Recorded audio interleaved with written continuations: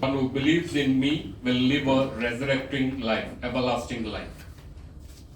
ಪ್ರಭು ಯೇಸುವಿನ ನುಡಿಗಳನ್ನು ಅಕ್ಷರಶಃ ಪಾಲಿಸಿ ತಮ್ಮ ಸೇವೆಯನ್ನು ಪರರಿಗೋಸ್ಕರ ದೀನದಲಿತರಿಗೋಸ್ಕರ ಮುಡುಪಾಗಿಟ್ಟ ಪೋಪ್ ಫ್ರಾನ್ಸಿಸರಿಗೆ ಶ್ರದ್ಧಾಂಜಲಿಯನ್ನು ಅರ್ಪಿಸಲು ನಾವಿಂದು ಸೇರಿದ್ದೇವೆ. ಕರುಣಾಮಯಿಯಾದ ತಂದೆ ದೇವರು ತಮ್ಮ ಪುತ್ರನ ಮೂಲಕ ನೀಡುವ ಆಶೀರ್ವಾದಗಳನ್ನು ನಮಗೆಲ್ಲರಿಗೂ ಕರುಣಿಸಲು ಏಪ್ರಿಲ್ 21 ಇಹಲೋಕವನ್ನು ತ್ಯಜಿಸಿ ಕ್ರಿಸ್ತನಲ್ಲಿ ಐಕ್ಯರಾದರು. ಇಡೀ ವಿಶ್ವವೇ ಅವರ ನಿಧನದತ್ತ ಕಮ್ಮನಿಗೈದಿತು. ಅಂತಹ ದಿವ್ಯಾತ್ಮಕ್ಕೆ ಚಿರಶಾಂತಿಯನ್ನು ಕೋರಲು ನಾವಿಂದು ಸೇರಿದ್ದೇವೆ. ಪೋಪ್ ಫ್ರಾನ್ಸಿಸರು ನಮಗೆಲ್ಲರಿಗೂ ಆದರ್ಶಪ್ರಾಯರು, ಮಾದರಿಯೂ ಆಗಿದ್ದಾರೆ. ಅವರ ಆತ್ಮಕ್ಕೆ ನಾವು ದಿವ್ಯಾತ್ಮಕ್ಕೆ ಸದ್ಗತಿಯನ್ನು ಭಗವಂತನು ಕರುಣಿಸಲಿ ಎಂದು ಬೇಡುತ್ತಾ ಈ ಶ್ರದ್ಧಾಂಜಲಿ ಸಭೆಯನ್ನು ನಡೆಸೋಣ.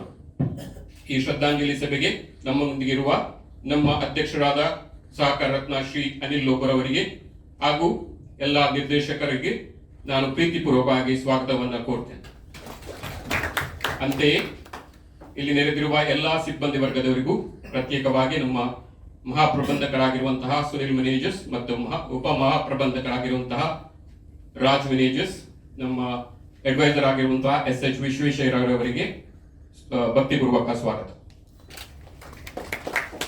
ಇಂದು ನಮ್ಮೊಂದಿಗೆ ಪ್ರತ್ಯೇಕವಾಗಿ ಓಸ್ಟಿನ್ ಲೋಬರ್ ಅವರು ಪೋಪ್ ಫ್ರಾನ್ಸಿಸರನ್ನು ಆತ್ಮೀಯವಾಗಿ ಬಲ್ಲಂತವರು ಹಾಗೂ ಅವರನ್ನ ಭೇಟಿ ಮಾಡಿರುವಂತವರು ನೀವು ಅಲ್ಲಿ ನೋಡಬಹುದು.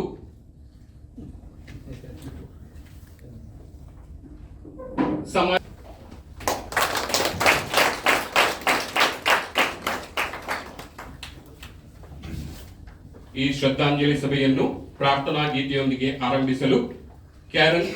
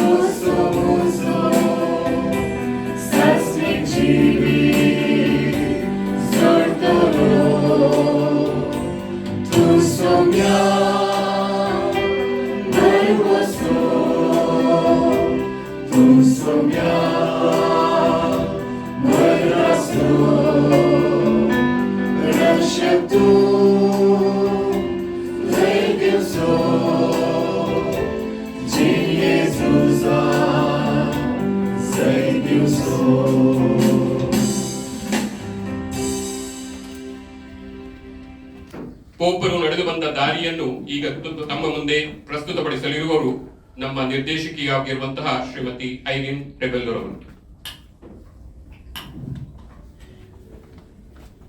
ಕಥೋಲಿಕ್ ಕ್ರೈಸ್ತರ ಪರಮೋಚ್ಚ ಧರ್ಮಗುರು 266ನೇ ಪೋಪ್ ಫ್ರಾನ್ಸಿಸ್ 2025 ಏಪ್ರಿಲ್ 21 ಇಹಲೋಕದ ಪಯಣವನ್ನು ಪೂರ್ಣಗೊಳಿಸಿದ್ದು ತನ್ನ ಸಂರಕ್ಷಕನೊಂದಿಗೆ ಐಕ್ಯರಾಗಿದ್ದಾರೆ. ಈ ಸಂದರ್ಭದಲ್ಲಿ MCC ಬ್ಯಾಂಕ್ ಇಂದು ಅವರಿಗೆ ಗೌರವಪೂರ್ವಕವಾಗಿ ಶ್ರದ್ಧಾಂಜಲಿಯನ್ನು ಅರ್ಪಿಸಲು ಸಿದ್ಧವಾಗಿದೆ. ಈ ಸಂದರ್ಭದಲ್ಲಿ ಅವರ ಜೀವನ ಪಯಣದ ಕಿರು ಪರಿಚಯವನ್ನು ನಾವು ಪಡೆದುಕೊಳ್ಳೋಣ. 1936ರಲ್ಲಿ ಅರ್ಜೆಂಟೀನಾದ ಬ್ಯೂನಸ್ ಐರಿಸ್ ನಿವಾಸಿಗಳಾದ ಮಾರಿಯೋ ಜೋಸ್ ಬರ್ಗಗ್ಲಿಯೋ ಹಾಗೂ ರೆಜಿನಾ ಮರಿಯಾ ಸಿವೋರಿ ಇವರ 5 ಮಕ್ಕಳ ಪೈಕಿ ಹಿರಿಯರಾಗಿ ಜಾರ್ಜ್ ಮಾರಿಯೋ ಬರ್ಗಗ್ಲಿಯೋ ಅವರು ಜನಿಸಿದರು. 1958ರಲ್ಲಿ ಧರ್ಮಗುರು ತರಬೇತಿಗಾಗಿ ಜೆಸ್ವಿಟ್ ಸಭೆಯನ್ನು ಸೇರಿ 1969ರಲ್ಲಿ ಗುರು ದೀಕ್ಷೆಯನ್ನು ಪಡೆದ ಅವರ ಪದತ್ಯಾಗದ ತರುವಾಯ ಮಾರ್ಚ್ 13, 2013ರಲ್ಲಿ ಪೋಪ್ ಆಗಿ ಆಯ್ಕೆಗೊಂಡು ಸಂತ ಫ್ರಾನ್ಸಿಸ್ ಅವರ ಸರಳತೆ, ದೀನತೆ, ಪರಿಸರ, ಸಕಲ ಪ್ರಾಣಿ ಪಕ್ಷಿ ಜೀವ ಜಂತುಗಳ ಹಾಗೂ ಮನುಷ್ಯರ ಕಾಳಜಿಯುಳ್ಳ ಬದುಕಿನಿಂದ ಪ್ರೇರಿತರಾಗಿ ಪೋಪ್ ಫ್ರಾನ್ಸಿಸ್ ಎಂಬ ಹೆಸರನ್ನು ತನ್ನದಾಗಿಸಿಕೊಂಡರು. ಪೋಪ್ ಫ್ರಾನ್ಸಿಸ್ ಅವರು ಫಾರ್ ಅವರ್ ಕಾಮನ್ ಹೋಮ್ ಎಂಬ ಶೀರ್ಷಿಕೆಯಡಿ ಘೋಷಣಾ ಪತ್ರವನ್ನು ಬಿಡುಗಡೆ ಮಾಡಿ ಭೂಮಿಯ ಕೂಗು ಮತ್ತು ಬಡವರ ಕೂಗನ್ನು ಆಲಿಸುವಂತೆ ವಿಶ್ವ ನಾಯಕರ ಸಾಮೂಹಿಕ ಅಂತಃಸಾಕ್ಷಿಗೆ ಮನವಿ ಮಾಡಿದರು. ತನ್ನ ಜೀವನದುದ್ದಕ್ಕೂ ಸರಳತೆ, ದಯಾಪರತೆ, ಪ್ರೀತಿ, ಸೇವೆ ಹಾಗೂ ಶಾಂತಿ ಮಂತ್ರಗಳನ್ನು ಬೋಧಿಸುತ್ತಾ ಸ್ವತಃ ಪಾಲಿಸುತ್ತಾ ಬಂದಿದ್ದ ಪೋಪ್ ಫ್ರಾನ್ಸಿಸ್ ಕಾರ್ಡಿನಲ್ ಆಗಿದ್ದಾಗ ಕೂಡ ಸಾರ್ವಜನಿಕ ಸಂಪರ್ಕ ವ್ಯವಸ್ಥೆಯನ್ನು ಬಳಸಿ ಹೆಸರುವಾಸಿಯಾಗಿದ್ದರು. ತಾನು ಜಗದ್ಗುರು ಆಗಿ ನೇಮಕಗೊಂಡ ಬಳಿಕದ ಪ್ರಥಮ ಶಿಷ್ಯರ ಪಾದದೊಳೆಯುವ ಸಮಾರಂಭದಲ್ಲಿ 10 ಪುರುಷ ಹಾಗೂ 20 ಮಹಿಳಾ ಕೈದಿಗಳ ಪಾದಗಳನ್ನು ತೊಳೆದು ಅವರ ಪಾದಗಳಿಗೆ ಮುತ್ತಿಕ್ಕಿ ತಾನು ನಿಮ್ಮ ಸೇವೆಯಲ್ಲಿ ಇದ್ದೇನೆ ಎಂದು ತೋರಿಸಿಕೊಟ್ಟರು. ಈ ಕೈದಿಗಳ ಪೈಕಿ ಒಬ್ಬ ಪುರುಷ ಹಾಗೂ ಓರ್ವ ಮಹಿಳೆ ಮುಸ್ಲಿಂ ಸಮುದಾಯದವರು ಎಂಬುದು ವಿಶೇಷ. ಅವರು ಅತ್ಯಂತ ಸರಳ ಸಜ್ಜನಿಕೆಯ ವ್ಯಕ್ತಿಯಾಗಿದ್ದು ಸದಾ ಜನರ ಆಶೋತ್ತರಗಳಿಗೆ, ಸಮಸ್ಯೆಗಳಿಗೆ ಸ್ಪಂದಿಸುವ ಕಾಳಜಿಯುತ ಹೃದಯವಂತಿಕೆಯುಳ್ಳವರಾಗಿದ್ದರು. ಪೋಪ್ ಆಗಿ ಚುನಾಯಿತರಾದ ಬಳಿಕ ಹೋಟೆಲ್ಗೆ ಮರಳಿ ಸರಳತೆಗೆ ಸಾಕ್ಷಿಯಾದರು. ಸ್ವತಃ ಕಂಪ್ಯೂಟರ್ ಹೊಂದಿರದೆ, ಮೊಬೈಲ್ ಫೋನ್ ಬಳಸದೆ ಕೇವಲ ಲ್ಯಾಂಡ್ ಲೈನ್ ಮೂಲಕ ದೂರವಾಣಿ ಕರೆಗಳನ್ನು ಮಾಡುತ್ತಿದ್ದ ಪೋಪ್ ಫ್ರಾನ್ಸಿಸ್ ಸರಳತೆಯ ಬದುಕಿಗೆ ಸಾಕ್ಷಿಯಾದರು. ಜನರಿಗೆ ಹತ್ತಿರವಾಗಲು ಅವರು ಕರೆ ನೀಡಿದರು. ಸಂಕೀರ್ಣಗಳ ಆಚಾರಗಳ ಪಾಲನೆಗೆ ಹೆಚ್ಚು ಗಮನ ನೀಡುವುದನ್ನು ಬಿಟ್ಟು ಗಳಿಗೆ ಮರಣದಂಡನೆ ನೀಡುವುದನ್ನು ಕಡಾಖಂಡಿತವಾಗಿ ಖಂಡಿಸಿದ ಪೂಜ್ಯರು, ಮರಣದಂಡನೆಯಿಂದ ಅನ್ಯಾಯವಾದವರಿಗೆ ನ್ಯಾಯ ಸಿಗುವುದಿಲ್ಲ, ಬದಲಾಗಿ ಅದು ದ್ವೇಷ ಸಾಧನೆಯ ಕ್ರಮವಾಗುತ್ತದೆ ಎಂದರು. ಬಡವರ ಬಗ್ಗೆ, ದೀನದಲಿತರ ಬಗ್ಗೆ ವಿಶೇಷ ಪ್ರೀತಿ ಮತ್ತು ಕಾಳಜಿಯನ್ನು ಅವರು ಹೊಂದಿದ್ದರು. ನನ್ನ ಜನರು ಬಡವರು ಹಾಗೂ ನಾನು ಅವರಲ್ಲೊಬ್ಬ ಎಂಬ ಪೋಪ್ ಫ್ರಾನ್ಸಿಸ್ ದೀನದಲಿತರಿಗೆ ಭರವಸೆಯಾದರು. ಉಳ್ಳವರ ಸೇವೆಗಾಗಿ ವಿನಿಯೋಗಿಸಬೇಕು, ಅವರನ್ನು ಆಳುವುದಕ್ಕಾಗಿ ಅಲ್ಲ ಎಂದು ದಿಟ್ಟ ಸ್ವರದಿಂದ ಹೇಳುವ ಮೂಲಕ ಪ್ರಭಾವಿ ಕುಳಗಳಿಗೆ ಸೇವಾ ಭಾವನೆಯ ಸ್ಪಷ್ಟ ಸಂದೇಶವನ್ನು ನೀಡಿದರು. ಪವಿತ್ರತೆ ಎಂದರೆ ಮಹಾನ್ ಕಾರ್ಯಗಳನ್ನು ಮಾಡುವುದಲ್ಲ, ಬದಲಾಗಿ ಜನರೊಂದಿಗೆ ಬೆರೆಯಲು, ಅವರೊಂದಿಗೆ ಮಾತನಾಡಲು, ಅವರ ಕಷ್ಟ ಕಾರ್ಪಣ್ಯಗಳಿಗೆ ಕಿವಿಯಾಗಲು, ಅವರಿಗೆ ಸಾಂತ್ವನ ಹೇಳಲು, ಅವರೊಂದಿಗೆ ಖುಷಿ ಪಡಲು ಪೋಪ್ ಫ್ರಾನ್ಸಿಸ್ ಸದಾ ಸಿದ್ಧರಿದ್ದರು. ಧರ್ಮಸಭೆಯಲ್ಲಿ ಮಹಿಳೆಯರಿಗೆ ಯಾಜಕಿ ದೀಕ್ಷೆಗೆ ಅವಕಾಶ ನೀಡುವ ಕುರಿತಾದ ಚರ್ಚೆಗಳು ನಡೆದಿದ್ದರೂ ಅವರ ಸೇವೆ ಧರ್ಮಸಭೆಗೆ ಹೆಚ್ಚು ಅವಶ್ಯಕತೆ ಇದೆ ಎಂದು ಹೇಳಿದ್ದಲ್ಲದೆ ಪ್ರಥಮ ಬಾರಿಗೆ 35 ಮಹಿಳೆಯರನ್ನು ಕ್ಯಾಥೋಲಿಕ್ ಬಿಷಪರ ಸಿನೋದ್ನಲ್ಲಿ ಮತ ಚಲಾಯಿಸಲು ಆಯ್ಕೆ ಮಾಡಿದರು. ಪವಿತ್ರ ಧರ್ಮಸಭೆಯಲ್ಲಿ ಪರಿಚಾರಕರ ಹಾಗೂ ಪ್ರವಚನಕಾರರ ವಿವಿಧ ಹುದ್ದೆಗಳಿಗೆ ಮಹಿಳೆಯರನ್ನು ನೇಮಿಸುವ ಮೂಲಕ ಮಹಿಳೆಯರ ಸೇವೆಯನ್ನು ಪುರಸ್ಕರಿಸಿದರು. ಲೈಂಗಿಕ ಶೋಷಣೆಯನ್ನು ಖಡಾಖಂಡಿತವಾಗಿ ಖಂಡಿಸಿದ ಪೋಪ್ ಫ್ರಾನ್ಸಿಸ್ ಪವಿತ್ರ ಧರ್ಮಸಭೆ ದಯೆ, ಪ್ರೀತಿ ಹಾಗೂ ಸೇವೆಗೆ ಮಾದರಿಯಾಗಬೇಕೆಂದು ಹೇಳಿದರು. ಸಲಿಂಗ ವಿವಾಹಕ್ಕೆ ಮಾನ್ಯತೆ ನೀಡಲು ಸಾಧ್ಯವಿಲ್ಲ ಎಂದು ಪೋಪ್ ಫ್ರಾನ್ಸಿಸ್ ಲೈಂಗಿಕ ಅಲ್ಪಸಂಖ್ಯಾತರನ್ನು ಪ್ರೀತಿಯಿಂದ ಆಶೀರ್ವದಿಸಿದರು ಹಾಗೂ ದೇವರೇ ಅವರನ್ನು ಸ್ವೀಕರಿಸಿ ಪ್ರೀತಿಸುವಾಗ ಅವರ ಬಗ್ಗೆ ತೀರ್ಪು ನೀಡ ಕಟ್ಟುಪಾಡುಗಳಿಗೆ ಜೋತು ಬೀಳದೆ ಸಾಮಾಜಿಕ ಸುಧಾರಣೆಗೆ ಮಾನವೀಯ ಕಳಕಳಿಯಿಂದ ಯೇಸು ಕ್ರಿಸ್ತರ ಅಣತಿ ಹಾಗೂ ಆದರ್ಶಗಳಂತೆ ಕಥೋಲಿಕ್ ಧರ್ಮಸಭೆಯನ್ನು ಮುನ್ನಡೆಸಿದರು. ಕುಟುಂಬಗಳಲ್ಲಿ ದಯೆ, ಪ್ರೀತಿ, ಕ್ಷಮೆ, ಸೇವೆಯ ಮೌಲ್ಯಗಳನ್ನು ಪಾಲಿಸುವ ಮೂಲಕ ಕುಟುಂಬಗಳು ಮಾನವ ಬದುಕಿಗೆ ಘನತೆ, ಗೌರವ ನೀಡುವ ದೇಗುಲಗಳಾಗಬೇಕೆಂದು ಅವರು ಸಾರಿದರು. ಜನರ ಕಷ್ಟ ಕಾರ್ಪಣ್ಯಗಳ ಬಗ್ಗೆ, ಎಳೆಯ ಮಕ್ಕಳ ಅನಾಥ ಸ್ಥಿತಿಯ ಬಗ್ಗೆ ಕಾಳಜಿ ವ್ಯಕ್ತಪಡಿಸಿ ದಯಾಪರರಾಗಲು ಕರೆ ನೀಡಿದರು. ಪಾಪ ನಿವೇದನೆ, ಕ್ಷಮೆ ಕೇಳುವ, ಕ್ಷಮಿಸುವ ಮಹಾನ್ ಗುಣದ ಮಹತ್ವದ ಬಗ್ಗೆ ತಿಳಿಯಪಡಿಸಿದರು. ಅಂತರ್ಧರ್ಮೀಯ ಸೌಹಾರ್ದಕ್ಕೆ ಅನನ್ಯ ಕೊಡುಗೆ ನೀಡಿದವರು ಪೋಪ್ ಫ್ರಾನ್ಸಿಸ್. ಮನುಜರೆಲ್ಲರೂ ದೇವರ ಮಕ್ಕಳು ಎಂದು ಹೇಳುವ ಮೂಲಕ ನಮ್ಮ ಸಮಕಾಲೀನ ಜಗತ್ತಿನಲ್ಲಿ ಮನುಷ್ಯತ್ವದ ಮುಗ್ಧತೆಯಿಂದ ಕೂಡಿದ ಮುಖ, ಪ್ರಶಾಂತ ಚಿತ್ತ ನಿರ್ಮಲ ಪ್ರೀತಿಯನ್ನು ಸೂಸುವ ನಗು, ಇವುಗಳೊಳಗೆ ಜಗತ್ತಿನ ದುರವಸ್ಥೆಯ ಬಗ್ಗೆ ಅತೀವ ನೋವು, ವೇದನೆ, ನಿರಾಶ್ರಿತರು ಕೂಡ ದೇವರ ಮಕ್ಕಳೇ ಅಲ್ಲವೇ ಎಂಬ ಪ್ರಶ್ನೆ ಅವರ ಪ್ರಗತಿಪರ ನಿಲುವಿಗೆ ಸ್ಪಷ್ಟ ಉದಾಹರಣೆ. 12 ವರ್ಷಗಳ ಕಾಲ ಕಥೋಲಿಕ್ ಚರ್ಚನ್ನು ಪ್ರಭು ಯೇಸು ಕ್ರಿಸ್ತರ ಆದರ್ಶಗಳಂತೆ ಮುನ್ನಡೆಸಿದ ಪೂಜ್ಯ ಪೋಪ್ ಫ್ರಾನ್ಸಿಸ್ ಧಾರ್ಮಿಕ ಬದಲಾವಣೆಗಳನ್ನು ಧೈರ್ಯದಿಂದ ಸಾರಿದರು. ಪ್ರೀತಿ, ದಯೆ, ವಿನಯ, ಸೇವೆಯುಳ್ಳ ಜೀವನವೇ ದೇವರಿಗೆ ಮೆಚ್ಚುಗೆಯಾಗುವಂತಹ ಜೀವನ ಎಂದರು. ಈಸ್ಟರ್ ಹಬ್ಬದ ಪ್ರಯುಕ್ತ ಜನಸಾಗರದಿಂದ ಐಕ್ಯರಾಗಿದ್ದಾರೆ. ಪೋಪ್ ಫ್ರಾನ್ಸಿಸ್ ಅವರ 2022ರ ಮರಣ ಪತ್ರ ಮಿಜರಾಂದೋ ಅಕ್ವೆ ಎಲಿಜನ್ ಅಂದರೆ ದಯೆಯಿಂದ ಅವನನ್ನು ಆರಿಸಿದೆ ಎಂದರ್ಥ. ಇದರಲ್ಲಿ ಅವರು ಇಚ್ಛಿಸಿದಂತೆ ಏಪ್ರಿಲ್ 26ರಂದು ಮೇರಿ ಮೇಜರ್ ಪಾಪಾಲ್ ಬೆಸಿಲಿಕಾದಲ್ಲಿ ಅಂತಿಮ ವಿಧಿವಿಧಾನಗಳು ನಡೆಯಲಿವೆ. ಅವರ ಮೃತದೇಹವನ್ನು ಪ್ರಕೃತಿಯ ಮಡಿಲಿಗೆ ಅರ್ಪಿಸಲಾಗುವುದು. ಪರರ ಸೇವೆಗಾಗಿ ಜೀವನವನ್ನು ಮುಡಿಪಾಗಿಟ್ಟು ಶಾಂತಿ, ಪ್ರೀತಿಯ ದೇವರ ಸಾಮ್ರಾಜ್ಯವನ್ನು ಸ್ಥಾಪಿಸುವ ನಿಟ್ಟಿನಲ್ಲಿ ಅವಿರತವಾಗಿ ದಿಟ್ಟತನದಿಂದ ಸ್ವರವೆತ್ತಿ ಶ್ರಮಿಸಿ ಅಸ್ತಂಗತರಾದ ಪೋಪ್ ಫ್ರಾನ್ಸಿಸ್ ಅವರ ಜೀವನ, ಆದರ್ಶಗಳು, ತತ್ವ ಸಿದ್ಧಾಂತಗಳು ಯುಗ ಯುಗಕ್ಕೂ ಅಜರಾಮರವಾಗಲಿ. ವಂದನೆಗಳು. ಮುಡುಪಾಗಿಟ್ಟ ಪೋಪರ ಜೀವನ ಚರಿತ್ರೆಯನ್ನು ನಮ್ಮ ಮುಂದಿಟ್ಟ ಶ್ರೀಮತಿ ಐರಿನ್ ರೆಬೆಲೋ ನಮಗೆ ಧನ್ಯವಾದಗಳು. ಈ ಶ್ರದ್ಧಾಂಜಲಿ ಸಭೆಗೆ ನಮ್ಮೊಂದಿಗಿದ್ದಾರೆ ವಂದನೀಯ ಗುರುಗಳಾದ ಫೌಸ್ಟಿನ್ ಲೂಕಸ್ ಲೋಬರ್ ಅವರು.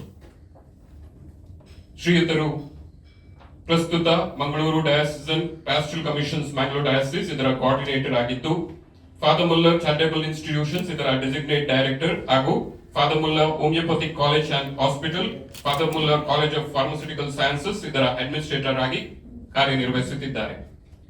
ಶ್ರೀಯುತರು ಮೊನ್ನೆಯಷ್ಟೇ ಮಂಗಳವಾರದಂದು ತಮ್ಮ ಹುಟ್ಟುಹಬ್ಬವನ್ನು ಆಚರಿಸಿದ್ದು, ಅವರಿಗೆ ನಮ್ಮೆಲ್ಲರ ಪರವಾಗಿ ಹುಟ್ಟುಹಬ್ಬದ ಶುಭಾಶಯಗಳನ್ನು ನಾನು ಕೋರುತ್ತೇನೆ. ನಮ್ಮ ಅಧ್ಯಕ್ಷರಾದ ಸಹಕಾರ ರತ್ನ ಅನಿಲ್ ಲೋಬರ್ ಅವರು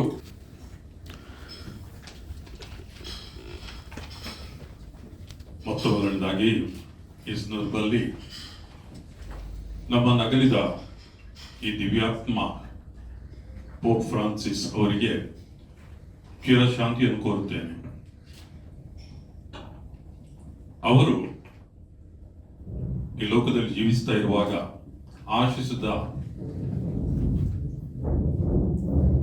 ಆ ಮಹಿಮೆಯನ್ನು ಕಾಣುವ ಆಸೆ ನೆರವೇರಲಿ ಅಂತ ಹೇಳಿ ಈ ಸಂದರ್ಭದಲ್ಲಿ ನಮ್ಮೆಲ್ಲರ ಪ್ರಾರ್ಥನೆ ಆಗಿರಲಿ. ಇಲ್ಲಿ ನೆರೆದಿರುವ ಎಲ್ಲ ಸದಸ್ಯರಿಗೆ ವಂದಿಸುತ್ತಾ ಈ ಸಂದರ್ಭದಲ್ಲಿ ಪೋಪ್ ಫ್ರಾನ್ಸಿಸರ ಬಗ್ಗೆ ಒಂದೆರಡು ಮಾತುಗಳನ್ನು ನಾನು ಆಡಲು ಇಚ್ಛಿಸುತ್ತೇನೆ. ನಾನು ರಾಷ್ಟ್ರೀಯ ನಿರ್ದೇಶಕನಾಗಿ ಪಂಥಿಫಿಕಲ್ ಮಿಷನ್ ಸೊಸೈಟಿ ಅಲ್ಲಿ ಸೇವೆ ಸಲ್ಲಿಸ್ತಾ ಇರುವಾಗ ಪೋಪ್ರನ್ನು ಭೇಟಿಯಾಗುವ ಸಂದರ್ಭ ಹಲವಾರು ಬಾರಿ ಸಿಕ್ಕಿದೆ. ಕನಿಷ್ಠ 5 ಬಾರಿ ಮುಖಾಮುಖಿ ಭೇಟಿಯಾಗುವ ಸಂದರ್ಭ ಒದಗಿತ್ತು ಮತ್ತು ಅವರಲ್ಲಿ ಮಾತಾಡಿದ್ದೇನೆ. ಮೊದಲನೇದಾಗಿ ನಾನು ಭೇಟಿಯಾದಾಗ ಅವರು ಪೋಪ್ ಆಗಿ 2 ತಿಂಗಳಾಗಿತ್ತು. ಆ ಸಂದರ್ಭದಲ್ಲಿ ಭೇಟಿಯಾದಾಗ ಅವರನ್ನು ಕೈ ಕುಲುಕುವಾಗ ನಾನು ಹೇಳಿದ ಮಾತು ಕಂಗ್ರ್ಯಾಚುಲೇಷನ್, ಅಭಿನಂದನೆಗಳು, ಥ್ಯಾಂಕ್ ಯು ಅಂತ ಹೇಳಿದರು. ಥ್ಯಾಂಕ್ ಯು ಹೇಳಿದ ಮೇಲೆ ಅವರು ಮುಂದುವರಿಸಿ ಹೇಳಿದರು, ಪ್ರೇ ಫಾರ್ ನೋಡಿ. ಈ ವ್ಯಕ್ತಿಯ ದೀನತೆ, ಸರಳತೆ, ದೈನ್ಯತೆ ವಿಶೇಷ. ನನಗಾಗಿ ಪ್ರಾರ್ಥಿಸಿರಿ ಅಂತ ಹೇಳಿ ಯಾರಿಗೆ ಹೇಳಬೇಕು? ಅಂತಹ ಒಂದು ಹೃದಯದ ವ್ಯಕ್ತಿ, ಅಂತಹ ನಿಜವಾದ ಒಂದು ಹೃದಯ ಅಲ್ಲಿತ್ತು. ಇದು ಅವರು ಹೇಳ್ಬೇಕಾಗಿ ಇರಲಿಲ್ಲ, ಕೇಳಬೇಕಾಗಿ ಇರಲಿಲ್ಲ. ಆದ್ರೂ ಕೂಡ ನೋಡಿ, ಅವರ ಮುಂದೆ ನಾವು ಏನೂ ಅಲ್ಲ ಆಗಿರುವಾಗ ಪ್ರೇ ಫಾರ್ ಮೀ. ಅವರೇ ಹೇಳ್ತಾ ಇರೋದು, ಅವರ ಮಾತು, I see the face of Christ the healer present not in grand gestures, but in daily acts of mercy. ಅತ್ಯುನ್ನತ ಕೆಲಸಗಳನ್ನು ಮಾಡಿದ್ದ ಆ ವ್ಯಕ್ತಿಗಳಲ್ಲಿ ಯೇಸು, ಗುಣಪಡಿಸುವ ಯೇಸು, ಸ್ವಸ್ಥತೆ ನೀಡುವ ಯೇಸು ನಾನು ಕಾಣೋದಿಲ್ಲ. ಬದಲಾಗಿ ಸ್ವಾಸ್ಥ್ಯವನ್ನು ನೀಡುವ ಯೇಸು ಯಾರು ದಯಾಪರ ಕೆಲಸ ಮಾಡ್ತಾರೆ ಅಂಥವರಲ್ಲಿದ್ದಾರೆ, ಅಲ್ಲಿ ನನಗೆ ಕಾಣ್ತಾ ಇದ್ದಾರೆ. ಅದರಿಂದ ಅವರು ಕೂಡ ಅದೇ ಆದರ್ಶವನ್ನು ತನ್ನ ಜೀವನದಲ್ಲಿ ಅಳವಡಿಸಿದರು. ಆ ಆದರ್ಶವನ್ನು ಅಳವಡಿಸೋಕ್ಕೋಸ್ಕರ ಅವರು ಆರಿಸಿಕೊಂಡ ಆದರ್ಶ ಸಂತ ಫ್ರಾನ್ಸಿಸ್ ಅಸಿಸಿ. ಸಂತ ಫ್ರಾನ್ಸಿಸ್ ಅಸಿಸಿಯ ಜೀವನವನ್ನು ನಾವು ನೋಡಿದ್ರೆ ಅಷ್ಟೊಂದು ಸರಳತೆಯ ಜೀವನ ಬೇರೆ ಯಾರು ನಡೆಸಲಿಕ್ಕಿಲ್ಲ. ಅವರ ವಸ್ತ್ರ, ಅವರ ಊಟ, ಅವರ ವಾಸ ಇವೆಲ್ಲವೂ ಅಷ್ಟೊಂದು ಸರಳ. ವಿಶೇಷ ಕಷ್ಟಕರ ಜೀವನವನ್ನು ಸ್ವಾಗತಿಸಿ ಜೀವಿಸಿದ ವ್ಯಕ್ತಿ ಸಂತ ಫ್ರಾನ್ಸಿಸ್ ಅಸಿಸಿ. ಅಂತಹ ವ್ಯಕ್ತಿಯ ಆದರ್ಶವನ್ನು ಸ್ವೀಕರಿಸಿ ಅವರು ಪೋಪ್ ಪದವಿಯನ್ನು ನಡೆಸಿದರು. ಈ ಪೋಪ್ ಪದವಿ ಸ್ವೀಕರಿಸುವ ವೇಳೆಯಲ್ಲೇ ಅವರು ಜಗತ್ತಿಗೆ ಹೇಳಿದರು, ನಾನು ಈ ಹೆಸರನ್ನು ತಗೊಳ್ಳೋದು, ಫ್ರಾನ್ಸಿಸ್ ಎಂಬ ಹೆಸರು, ಅವರ ಹೆಸರು ಬೇರೆ ಇತ್ತು, ಆ ಹೆಸರನ್ನು ನಾನು ತಗೊಳ್ಳುವುದು ಆ ಆದರ್ಶವನ್ನು ನನ್ನ ಕಣ್ಣ ಮುಂದೆ ಯಾವಾಗಲೂ ಇಟ್ಟು ಆ ಆದರ್ಶದ ಪ್ರಕಾರ ಜೀವಿಸಲಿಕ್ಕಾಗಿ ಅಂತ ಹೇಳಿದರು. ಅದೇ ಸರಳತೆ ಈ ವ್ಯಕ್ತಿಯಲ್ಲಿ ನಾವು ಕಾಣ್ತೇವೆ. ವಿಶೇಷ ನೋಡಿ, ಅವರು ಅವರ ಕೋಣೆಯಲ್ಲಿ ಮಲಗಿ ಬೆಳಿಗ್ಗೆ ಎದ್ದು ಹೊರಗೆ ಬರ್ತಾರೆ. ಹೊರಗೆ ಬರ್ತಾ ಇರುವಾಗ ಬಾಗಿಲಿನ ಹೊರಗಡೆ ಸ್ವಿಸ್ ಗಾರ್ಡ್ ಇದ್ರು. ವ್ಯಾಟಿಕನ್ ಅಲ್ಲಿ ಸೆಕ್ಯೂರಿಟಿ ನೋಡ್ಲಿಕ್ಕೆ ಸ್ವಿಸ್ ಗಾರ್ಡ್ ಅಂತ ಇದ್ದಾರೆ. ಸ್ವಿಸ್ ಗಾರ್ಡ್ ಅಲ್ಲಿ ನಿಂತಿದ್ರು. ಇವರು ಹೊರಗೆ ಬಂದದ್ದೇ ಅವರು ಕೇಳಿದ್ರು, ಯಾವಾಗ ಬಂದೆ ನೀನು? ನಾನು ಇಡೀ ರಾತ್ರಿ ಇಲ್ಲೇ ಇದ್ದೆ. ನಿಂತುಕೊಂಡೇ ಇದ್ದೀಯಾ? ಹೌದು, ನಾನು ನಿಂತುಕೊಂಡೇ ಇರಬೇಕು. ನನಗೆ ನನ್ನ ಮಾಸ್ಟರ್ ಇದ್ದಾರೆ, ಅವ್ರು ನಿಂತ್ಕೊಂಡು ಇರ್ಲಿಕ್ಕೆ ಹೇಳಿದ್ದಾರೆ. ಪೋಪ್ ಒಳಗೆ ಹೋದ್ರು. ಒಳಗೆ ಹೋಗಿ ಚೇರ್ ತಗೊಂಡು ಅದನ್ನು ಹೊರಗೆ ತಂದು ಕುಳಿತು ಅಂತ ಹೇಳಿದ್ರು. ಕುಳಿತುಕೋ ಕೇಳಿಲ್ಲ ಅವನು. ಯಾಕಂದ್ರೆ ನನ್ನ ಜವಾಬ್ದಾರಿ ನಿಂತುಕೊಂಡು ಇಲ್ಲಿ ಕಾವಲುಗಾರನಾಗಿರೋದು. ಆಗ ಹೇಳಿದ್ರು, ಇಲ್ಲಿ ಮಾಸ್ಟರ್ ನಾನು ಹೇಳಿದ ಪ್ರಕಾರ ಮಾಡು ಅಂತ ಹೇಳಿ ಕುಳಿತುಕೊಳ್ಳುವಂತ ಮಾಡಿದ್ರು. ನಂತರ ಮತ್ತೆ ಒಳಗಿದ್ರು. ಅವರಲ್ಲಿ ಬ್ರೆಡ್ ಇತ್ತು, ಅದನ್ನು ತಗೊಂಡು ಸ್ಯಾಂಡ್ವಿಚ್ ಮಾಡಿ ತಗೊಂಡು ಬಂದರು, ಅವನಿಗೆ ಕೊಟ್ಟರು.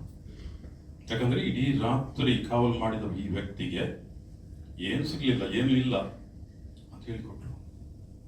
ಇದು ಸರಳತೆ, ಇದು ದೀನತೆ, ಇದು ಕಾಳಜಿ. ನೋಡಿ, ವಿಶೇಷ ರೀತಿಯ ಕಾಳಜಿ. ಇದು ಯಾರು ಹೇಳಿಕೊಡ್ಬೇಕಂತ ಇಲ್ಲ ಅವರಿಗೆ, ಅದು ಒಳಗಿಂದ ಬರುತ್ತದೆ. ಅಂಥ ವ್ಯಕ್ತಿ ನೋಡಿ, ಅವರ ಸರಳತೆ ಎಷ್ಟು ಅಂತ ನೋಡಿ. ಪೋಪ್ ಆದ್ಮೇಲೆ ನಮ್ಮ ಐರನ್ ರೆಬೆಲ್ ಅವರು ಹೇಳಿದ್ರು ನಮಗೆ ಚರಿತ್ರೆಯನ್ನು, ಅವರ ಪರಿಚಯ ಮಾಡಿಕೊಡುವಾಗ, ಪೇಪಲ್ ಪ್ಯಾಲೇಸ್ ಅಂತ ಇದೆ, ಪೋಪ್ ಇರುವ ಅರಮನೆ ಇದೆ, ಅಲ್ಲಿ ನಾವು ಅವರನ್ನು ಭೇಟಿ ಆಗೋದು ಯಾವಾಗಲೂ. ಆ ಅರಮನೆ ಒಳಗೆ ಅಂತ ಚೇರಲ್ಲಿ ಪೋಪ್ಗಳು ಇದ್ದು ನಮ್ಗೆಲ್ಲ ಭೇಟಿ ನೀಡೋದು ಅಥವಾ ನಮ್ಗೆ ಭಾಷಣ ಏನಾದ್ರು ಮಾತು ಆಡೋದು. ಇವರು ಪೋಪ್ ಆಗಿ ಮೊದಲ ಬಾರಿಯಲ್ಲಿ ಹೋದಾಗ ಆ ಚೇರನ್ನು ತೆಗೆದಿದ್ದಾರೆ. ತೆಗೆದು ಆ ಕಡೆ ಒಂದು ಅಲ್ಲಿ ರೂಮ್ ಇತ್ತು, ಆ ರೂಮಲ್ಲಿ ಇಟ್ಟಿದ್ದಾರೆ. ಇಲ್ಲಿ ಮರದ ಒಂದು ಚೇರ್. ಇದ್ರ ಬಗ್ಗೆ ಯಾರು ಸುದ್ದಿ ಮಾಡಲ್ಲ. ನೋಡಿ, ಈ ಸರಳತೆ ಅವರಲ್ಲಿ ಇರೋದ್ರಿಂದ ತನ್ನಿಂತಾನೇ ಇದೆಲ್ಲ ಬರುತ್ತೆ. ಅದೇ ರೀತಿ ವಾಸಕ್ಕೆ ಐರನ್ ಹೇಳಿದ್ರು, ಕಾಸ ತಂತ ಮಾರ್ಪ ಅಂತ ಹೇಳಿ ಸಣ್ಣ ಒಂದು ಮನೆ, ಈ ಅರಮನೆ ಬಿಟ್ಟು ನನಗೆ ಇದಾಗ್ಲಿಕ್ಕಿಲ್ಲ ಅಂತ ಹೇಳಿದ್ರು. ಆ ಮನೆಯಲ್ಲಿ ತಂತ ಮಾರ್ತ ಅಂತ ಹೇಳುವ ಆ ಮನೆಯಲ್ಲಿ ಇವತ್ತು ಸಾಯುವ ವೇಳೆಯಲ್ಲಿ ವೀಲ್ ಬರೆದಿದ್ದಾರೆ ಅವರು. ವೀಲಲ್ಲಿ ನನಗೆ ಯಾವ ರೀತಿಯ ಮರಣ ಕೊಡಬೇಕು, ಈ ವಿಧಿ ಯಾವ ರೀತಿಯಲ್ಲಿ ನಡೆಸಬೇಕು, ಯಾವ ರೀತಿಯ ಗ್ರೇವ್ ಇರಬೇಕು ಸ್ಪಷ್ಟ ಹೊಡಿಸ. ಮಣ್ಣಿನ ಮೇಲನೆ ಇರಬೇಕು ನನ್ನ ಶವ. ಮಣ್ಣಿನ ಮೇಲೆ. ಅದಕ್ಕೆ ಎಲ್ಲ ಕಲ್ಲು ಕಟ್ಟುವುದು, ಅದು ಇದು ಮಾಡಿ ಎಲ್ಲ ಶೃಂಗಾರ ಮಾಡೋದು, ಅದು ಏನಿಲ್ಲ, ಮಣ್ಣಿನ ಮೇಲೆ. ಈ ರೀತಿಯ ವ್ಯಕ್ತಿ, ವಿಶೇಷ ಲಕ್ಷಣಗಳು, ವಿಶೇಷ ಗುಣಗಳು. ನಾನು ಅವರನ್ನು ಧ್ವನಿ ಇಲ್ಲದವರ ಧ್ವನಿ ಅಂತ ಕರೆಯುವುದು. ಯಾರ ಧ್ವನಿ ಕೇಳಿಸೋದಿಲ್ಲ, ಯಾರ ಧ್ವನಿ ಎತ್ತಲಿಕ್ಕೆ ಸಾಧ್ಯ ಆಗ್ತಾ ಇಲ್ಲ, ಅಂಥ ವ್ಯಕ್ತಿಗಳ ಧ್ವನಿ ಅಂತ ಹೇಳ್ಬೇಕು. He is voice of the voiceless. ಅವರನ್ನು ನಾನು ಇನ್ನೊಂದು ರೀತಿಯಲ್ಲಿ, ವಿಶ್ವಮಾನವ, ಎಲ್ಲಾದರೂ ಇರು, ಎಂತಾದರೂ ಇರು, ಎಂದೆಂದಿಗೂ ನೀ ಮಾನವನಾಗಿರು, ವಿಶ್ವ ಮಾನವನಾಗಿರು. ಮಾನವನಾಗುವುದು ಮಾತ್ರ ಅಲ್ಲ, ವಿಶ್ವ ಆ ವ್ಯಕ್ತಿಗೆ ಆಗುವಂತಹ ವ್ಯಕ್ತಿ ನೀನಾಗು. ವಿಶ್ವದಲ್ಲಿ ನೀ ಎಲ್ಲಿ ಹೋದರೂ ಕೂಡ ನಿನ್ನ ಜೊತೆ ಜೀವನ ನಡೆಸುವುದು ಒಳಿತು, ಸೂಕ್ತ ಅಂತ ಹೇಳುವ ರೀತಿಯಲ್ಲಿ ಪ್ರತಿಯೊಬ್ಬರು ಇರಲಿ. ಅದು ವಿಶ್ವಮಾನವ, ಎಲ್ಲರಿಗೂ ಒಪ್ಪುವಂತಹ ವ್ಯಕ್ತಿ. ಆ ರೀತಿಯ ವ್ಯಕ್ತಿ ಪೋಪ್ ಫ್ರಾನ್ಸಿಸ್. ದೇವರ ಕರುಣೆಯನ್ನು ತೋರಿಸುವುದು, ದೇವರ ಪ್ರೀತಿಯನ್ನು ತೋರಿಸುವುದು ವಿಶೇಷ. ಅವರು ಇಂದಿನ ಈ ಜಗತ್ತಿಗೆ ಸೂಕ್ತ ವ್ಯಕ್ತಿ ಅಂತ ಹೇಳಿ ನಾವು ಹೇಳ್ಬಹುದು. ಇಂದಿನ ಜಗತ್ತಿಗೆ ದೇವರು ಕೊಟ್ಟ ಒಂದು ಕಾಣಿಕೆ, ಸೂಕ್ತ ವ್ಯಕ್ತಿ. ಈ ಜಗತ್ತಿನಲ್ಲಿ ಇವತ್ತು ಏನು ಸರಿ ಇಲ್ಲ ಅದನ್ನು ಸರಿಪಡಿಸೋದು, ಏನು ಈ ಜಗತ್ತಿನಲ್ಲಿ ಇನ್ನೂ ಉತ್ತಮ ಆಗಬೇಕು ಅದನ್ನು ತೋರಿಸಿಕೊಡೋದು. ಇಂಗ್ಲಿಷ್ನಲ್ಲಿ ನಾವು ರೀಪೊಸಿಷನಿಂಗ್ ಟು ದ ಚೇಂಜಿಂಗ್ ಸಿನೇರಿಯೋ ಅಂತ ಹೇಳ್ತೇವೆ. ರೀಪೊಸಿಷನಿಂಗ್ ಟು ದ ಚೇಂಜಿಂಗ್ ಸಿನೇರಿಯೋ. ಜಗತ್ತು ದಿನದಿಂದ ದಿನಕ್ಕೆ ಬದಲಾಗ್ತಾ ಇದೆ. ಇವತ್ತು ಅದು ಇನ್ನೂ ವೇಗವಾಗಿ ಬದಲಾಗ್ತಾ ಇದೆ. ಇವತ್ತು ಜಗತ್ತಿನಲ್ಲಿ ಈ ಸಂಶೋಧನೆಗಳು ಇಷ್ಟೆಲ್ಲ ನಡೀತವೆ. ಇವತ್ತು ಇದ್ದದ್ದು ನಾಳೆ ಇಲ್ಲ. ಇವತ್ತು ಏನು ಆಧುನಿಕ ಅಂತ ಹೇಳೋದು ನಾಳೆ ಹಳೆಯದಾಯಿತು. ಇವತ್ತು ಮೊಬೈಲ್ ನೋಡಿ, ಕಂಪ್ಯೂಟರ್ ನೋಡಿ, ಅದು ಬೇರೆ ಯಾವುದೇ ಉಪಕರಣ ನೋಡಿ, ಪ್ರತಿಯೊಂದು ಇವತ್ತು ಇದು ನಂದು ಬೆಸ್ಟ್ ಅಂತ ಹೇಳಿ, ಮೋಸ್ಟ್ ಮಾಡರ್ನ್ ಅಂತ ಹೇಳಿ ನಾನು ತಗೊಂಡ್ರೆ ನಾಳೆ ಅದು ಔಟ್ಡೇಟೆಡ್. ಯಾಕಂದ್ರೆ ಅದಕ್ಕಿಂತ ಇನ್ನೊಂದು ಫೀಚರ್ ಇದ್ದದ್ದು ಬರ್ತದೆ ಫ್ಯಾಷನ್ ಇರಲಿ. ಆ ರೀತಿಯಲ್ಲಿ ವೇಗವಾಗಿ ಈ ಜಗತ್ತು ಬದಲಾಗ್ತಾ ಇದೆ. ಈ ಜಗತ್ತು ಬದಲಾಗ್ತಾ ಇರುವಾಗ ಎಲ್ಲವೂ ಅದಕ್ಕೆ ಸೂಕ್ತವಾಗಿ ಬದಲಾಗಬೇಕು. ಧರ್ಮ ಕೂಡ ಆ ಬದಲಾದ ಏನು ಪರಿಸರ ಇದೆ, ಬದಲಾದ ಏನು ಪ್ರಪಂಚ ಇದೆ, ಅದಕ್ಕೆ ಸೂಕ್ತವಾಗಿರಬೇಕು. ಆ ರೀತಿಯ ಒಂದು ರೀತಿಯಲ್ಲಿ ಬದಲಾವಣೆ ತರುವುದು ಧಾರ್ಮಿಕ ರೀತಿಯಲ್ಲಿ ಕೂಡ ಈ ಪೋಪ್ ಹಲವಾರು ಬಾರಿ ಮಾಡಿದ್ದಾರೆ. ಅದರಿಂದ ಇವರು ರೀಪೊಸಿಷನಿಂಗ್, ಈ ಚರ್ಚನ್ನು ಈ ಹೊಸ ಪೊಸಿಷನ್ಗೆ ಬೇಕಾದ ಹಾಗೆ ಬದಲಾಯಿಸುವುದು, ಅದನ್ನ ಆ ಕೆಲಸ ಮಾಡ್ತಾ ಇದ್ರು. ಅಂತಹ ವ್ಯಕ್ತಿ ನಮ್ಗೆ ಸಿಕ್ಕಿದ್ದಾರೆ. ಇವರು ಸಹಾನುಭೂತಿಗಳು, ಕಂಪ್ಯಾಷನೇಟ್, ವಿಶೇಷ ರೀತಿಯ ಕಾಳಜಿ, ದೀನ ದಲಿತರು ಅಂತ ಹೇಳುವಾಗ ಮನ ಮಿಡಿಯುತ್ತಿದ್ದವರು ಒಳಗಿನಿಂದಲೇ ತನ್ನಿಂತಾನೆ. ಅಂತಹ ರೀತಿಯಲ್ಲಿ ಆ ಒಂದು ಪ್ರೀತಿಯನ್ನು ಜನರಿಗೆ ತೋರಿಸ್ತಾ ಇದ್ರು. ಎಲ್ಲಿ ಹೋದ್ರು ಕೂಡ ಆ ರೀತಿಯಲ್ಲಿ ನೋಡಿ. ನಾನು ಕೆಲವು ಉದಾಹರಣೆಗಳನ್ನು ನಿಮ್ಮಲ್ಲಿ ಕೊಟ್ಟೆ. ಈಗ ಕೆಲವೊಂದು ಬಾರಿ ನಾವು ನೋಡಿದ್ದೇವೆ. ನಾವು ಒಂದು ಸಂದರ್ಭದಲ್ಲಿ ಅವ್ರು ಭಾಷಣ ಮಾಡ್ತಾ ಇರುವಾಗ ಹುಡುಗ ಮೇಲೆ ಬರ್ತಾನೆ. ಮಾನಸಿಕವಾಗಿ ಸ್ವಲ್ಪ ತೊಂದರೆ ಇದ್ದ ಹುಡುಗ ಮೇಲೆ ಬರ್ತಾನೆ, ಮಾಡ್ತಾರೆ, ಅವನು ಮತ್ತೆ ಎಳಿತಾನೆ, ಮತ್ತೆ ಅದೇ ಮಾಡ್ತಾರೆ. ಅದು ಮಾಡ್ತಾ ಹಾಗೆ ಹಿಡಿದು ಮತ್ತೆ ಭಾಷಣ ಮಾಡ್ತಾರೆ. ಹಾಗೆ ಹಿಡಿದು ಭಾಷಣ ಮಾಡ್ತಾ ಇರುವಾಗ ಅವನು ಇವರನ್ನು ಬಿಟ್ಟು ಮತ್ತೆ ಹೋಗಿ ಅವರ ಸೀಟಲ್ಲಿ ಅಲ್ಲಿ ಕುಂತಿದ್ದಾನೆ. ಏನು ಗಡಿಬಿಡಿ ಇಲ್ಲ, ಏನು ಬೇಜಾರಿಲ್ಲ ಅವರಿಗೆ. ಅವರು ಮುಂದುವರಿಸಿದ್ರು.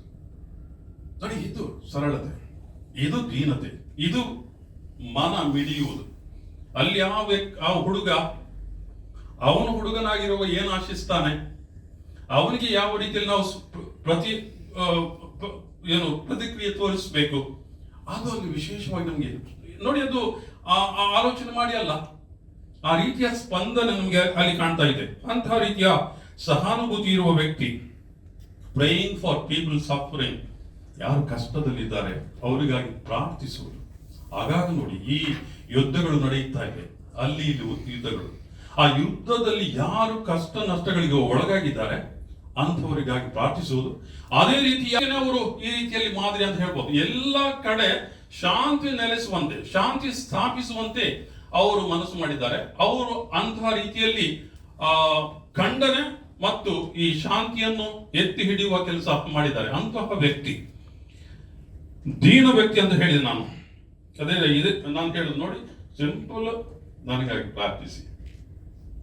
ಸುಲಭ ಇಲ್ಲ, ಅಷ್ಟು ದೊಡ್ಡ ವ್ಯಕ್ತಿ ಸುಲಭ ಇಲ್ಲ. ಅದೇ ರೀತಿ ನೋಡಿ, ಆ LGBTQ ಅಲ್ಲಿ ಅವರ ಉತ್ತರ ನೋಡಿ. ಇವರ ಬಗ್ಗೆ ಏನ್ ಹೇಳ್ತೀರಿ ನೀವು? ಅವರು ಹೈಯೆಸ್ಟ್ ಅಥಾರಿಟಿ ಅಲ್ವಾ? ಹೈಯೆಸ್ಟ್ ಅಥಾರಿಟಿ ಆಗುವಾಗ ಅವರು ಅಧಿಕಾರದಿಂದ ಹೇಳೋದಿತ್ತು, ಏನು ಸ್ಪಾಂಟೇನಿಯಸ್ ಅಂತ ಹೇಳ್ತೇವೆ, ಏನು ಆಲೋಚನೆ ಮಾಡದೆ ತನ್ನಿಂದಾನೇ ಈ ಉತ್ತರ ಬಂತಲ್ಲಿ. ಪೂರ ಮಾಹಿತಿ ಜಾಸ್ತಿ, ನಾನು ತೀರ್ಪು ಕೊಡಲಿಕ್ಕೆ ಯೋಗ್ಯನಲ್ಲ ಅಂತ ಹೇಳಿ ಹೇಳುವ ಆ ಒಂದು ದೀನ ಮನೋಭಾವ. ಇನ್ನೊಂದು ವಿಶೇಷ ಸಂಗತಿ ನಾವು ನೋಡುದು ಅವರ ಜೀವನದಲ್ಲಿಯೇ ಅಂತರ್ಧರ್ಮೀಯ ಸಂವಾದ, ಅಂತರ್ಧರ್ಮೀಯ ಸಾಮರಸ್ಯ. ಎಲ್ಲ ಧರ್ಮಗಳು ದೇವರಡಿಗೆ ದಾರಿ. ಈ ಧರ್ಮಗಳು ದೇವರಡಿಗೆ ನಿಜವಾಗಿ ಮನಸ್ಸನ್ನು ಕೇಂದ್ರೀಕರಿಸಿ ಹೋಗ್ತಾ ಇರುವಾಗ ತನ್ನ ದಾರಿಯನ್ನು ಹಿಡಿದು ತಾನು ಪ್ರತಿಯೊಬ್ಬರು ಹೋಗಲು ನಾವು ಬಿಡಬೇಕು. ನೋಡಿ, ಇಂಗ್ಲಿಷ್ ನಲ್ಲಿ ಒಂದು ಗಾದೆ ಇದೆ, ಲಿವ್ ಅಂಡ್ ಲೆಟ್ ಲಿವ್. ನೀನು ಬದುಕಲು ಬಿಡು, ಬಾಳಲು ಬಿಡು. ಅದೇ ತರ ಇಂಗ್ಲಿಷ್ ಅಲ್ಲಿ ಇನ್ನೊಂದು ಗಾದೆ ಇದೆ, there is no dispute about taste. ರುಚಿಯ ಬಗ್ಗೆ ಜಗಳ ಇಲ್ಲ. ರುಚಿಯ ಬಗ್ಗೆ ಜಗಳ ಮುಖಂಡರನ್ನು ಆಗಾಗ ಭೇಟಿ ಆಗ್ತಿದ್ರು, ಅವರೊಡನೆ ಆತ್ಮೀಯ ಮಾತುಕತೆ ಸಂಬಂಧ ನಡೆಸಿಕೊಂಡಿದ್ರು. ಅಂತಹ ರೀತಿಯ ವ್ಯಕ್ತಿ. ಈ ರೀತಿಯಲ್ಲಿ ಇವತ್ತು ಇಂತಹ ಒಂದು ಅತ್ಯುತ್ತಮ ನಾಯಕರನ್ನು ವಿಶ್ವ ಕಳೆದುಕೊಂಡಿದೆ ಅಂತ ಹೇಳಿ ನಾನು ಹೇಳ್ಬೋದು. ವಿಶ್ವಕ್ಕೆ ಇಂತಹ ನಾಯಕರ ಅವಶ್ಯಕತೆ ವಿಶೇಷವಾಗಿದೆ. ಇವತ್ತು ಸ್ವಾರ್ಥದಿಂದಾಗಿ ಈ ಜಗತ್ತು ಒಂದೊಂದು ದ್ವೀಪವಾಗ್ತಾ ಇದೆ. ಅಲ್ಲಲ್ಲಿ ಜನರು ಬೇರೆ ಬೇರೆ ಗುಂಪುಗಳಾಗಿ ವಿಂಗಡಣೆ ಆಗ್ತಾ ಇದ್ದಾರೆ. ಅಂತಹ ರೀತಿಯ ಮನೋಭಾವ ಜಾಸ್ತಿ ಆಗ್ತಾ ಇದೆ. ಆ ಸಂದರ್ಭದಲ್ಲಿ ಇಡೀ ವಿಶ್ವದ ಜನರನ್ನು ಒಂದಾಗಿಸುವುದು, ಒಟ್ಟಾಗಿ ಜೀವಿಸಲು ಒಬ್ಬರನ್ನೊಬ್ಬರು ನಾವು ಸಹಕಾರ ನೀಡಿ ಜೀವಿಸುವುದು, ಇದನ್ನು ಕಲಿಸಿಕೊಡುವ ವ್ಯಕ್ತಿ ಬೇಕು. ಇಂತಹ ವ್ಯಕ್ತಿ ಪೋಪ್ ಫ್ರಾನ್ಸಿಸ್ ನಮಗೆ ನಿಜವಾಗಿಯೂ ಅತ್ಯುತ್ತಮ ಒಂದು ಆದರ್ಶ. ಅವರು ನಡೆಸಿದ ಆ ಜೀವನ ನಮಗೂ ಕೂಡ ದಾರಿದೀಪ. ಅಂತಹ ದಾರಿದೀಪವನ್ನು ನಾವು ಪಡೆದಿರುವಾಗ ಭಾಗ್ಯವಂತರು. ಆ ದಾರಿದೀಪವನ್ನು ನಾವು ಪಡೆದ ಮತ್ತು ಈ ಸಂದರ್ಭದಲ್ಲಿ ಅವರಿಗೆ ನಾವು ಶುಭ ವಂದನೆಗಳನ್ನು ನೀಡ್ತಾ ಇರುವಾಗ ನಿಜವಾಗಿಯೂ ನಾವು ಹೇಳಬೇಕು, ಅವರ ರೀತಿಯಲ್ಲಿ ನಾವು ಕೂಡ ಜೀವಿಸಲು ಸಿದ್ಧರಾಗಿದ್ದೇವೆ. ನಾವು ಅವರನ್ನು ಅನುಸರಿಸಿ ಜೀವಿಸುವ ಒಂದು ವಾಗ್ದಾನ ಮಾಡುವುದು ಉತ್ತಮ. ಈ ಸಂದರ್ಭದಲ್ಲಿ ನಾವು ಅವರಿಗೆ ಅರ್ಪಿಸುವ ಶ್ರದ್ಧಾಂಜಲಿ, ನಾವು ಕೂಡ ಅವರ ರೀತಿಯ ಜೀವನವನ್ನು ಅನುಕರಣೆ ಮಾಡಿ ಈ ವಿಶ್ವದಲ್ಲಿ ಶಾಂತಿಯನ್ನು ತೋರಿಸಿಕೊಡುವ, ಶಾಂತಿಯನ್ನು ಬೆಳೆಸುವ ವಕ್ತರಾಗಿ ಬೆಳೆಯಲು ದೇವರ ಆಶೀರ್ವಾದ ಪ್ರತಿಯೊಬ್ಬರಿಗೆ ನಮಗೆ ಸಿಗ್ಲಿ ಅಂತ ಹೇಳಿ ನಾನು 2 ಮಾತುಗಳನ್ನು ಕೊನೆಗೊಳಿಸ್ತೇನೆ.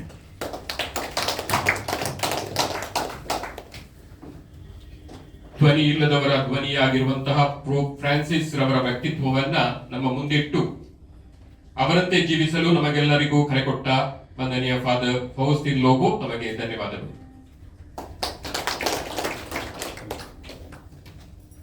ಪೋಪ್ ಫ್ರಾನ್ಸಿಸ್ ರವರ ನಿಧನದಿಂದ ನಮಗೆಲ್ಲರಿಗೂ ದುಃಖವಾಗಿದೆ.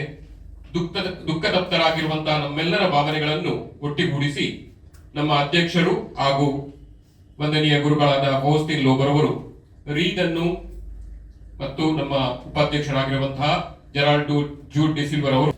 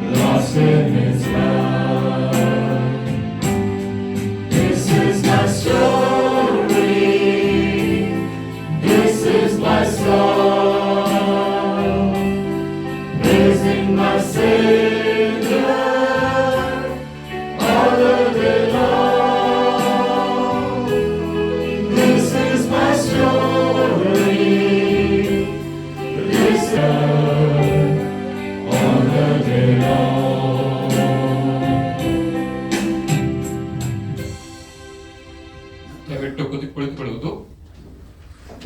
ಪ್ರಿಯರೇ, ಪೋಪ್ ಫ್ರಾನ್ಸಿಸ್ ಇವರ ಶ್ರದ್ಧಾಂಜಲಿ ಕಾರ್ಯಕ್ರಮಕ್ಕೆ ಇಲ್ಲಿ ಆಗಮಿಸಿದ ಎಲ್ಲರನ್ನು ವಂದಿಸಲು ನಾನು ನಿಮ್ಮ ಮುಂದಿದ್ದೇನೆ.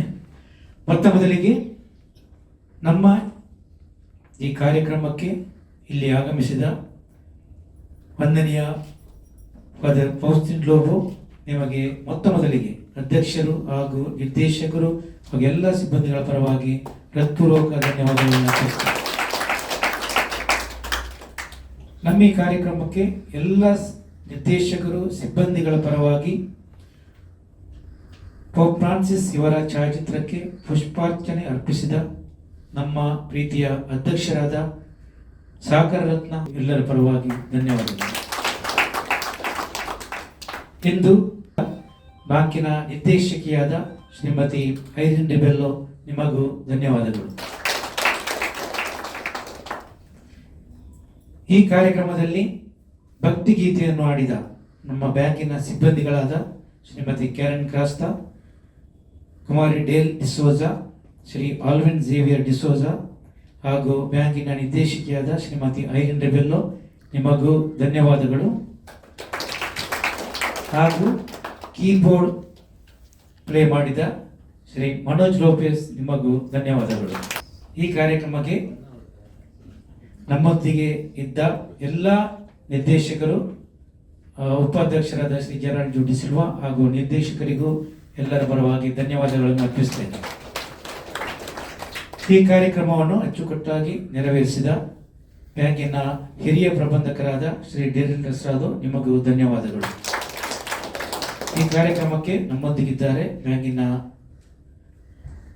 ಸಲಹೆಗಾರರಾದ ಶ್ರೀ ಎಸ್.ಎಚ್. ವಿಶ್ವೇಶ್ವರಯ್ಯ. ನಿಮಗೆ ಅಂತಿಮವಾಗಿ ಬ್ಯಾಂಕಿನ ಎಲ್ಲ ಸಿಬ್ಬಂದಿಗಳಿಗೆ ಅಂದರೆ ಫೌಂಡರ್ಸ್ ಬ್ರಾಂಚ್ ಮತ್ತು ಆಡಳಿತ ಕಚೇರಿ ಹಾಗೂ ಕ್ರೆಡಿಟ್ ಡಿಪಾರ್ಟ್ಮೆಂಟ್ ಎಲ್ಲ ಸಿಬ್ಬಂದಿಗಳು ಇಲ್ಲಿದ್ದಾರೆ. ನಿಮಗೆಲ್ಲರಿಗೂ ನಾನು ಇಲ್ಲಿ ನೆರೆದಿರುವ ಎಲ್ಲರ ಪರವಾಗಿ, ನಮ್ಮೆಲ್ಲರ ಪರವಾಗಿ ಹೃತ್ಪೂರ್ವಕ ಧನ್ಯವಾದಗಳನ್ನು ತಿಳಿಸುತ್ತೇನೆ. ಎಲ್ಲರಿಗೂ ಧನ್ಯವಾದಗಳು.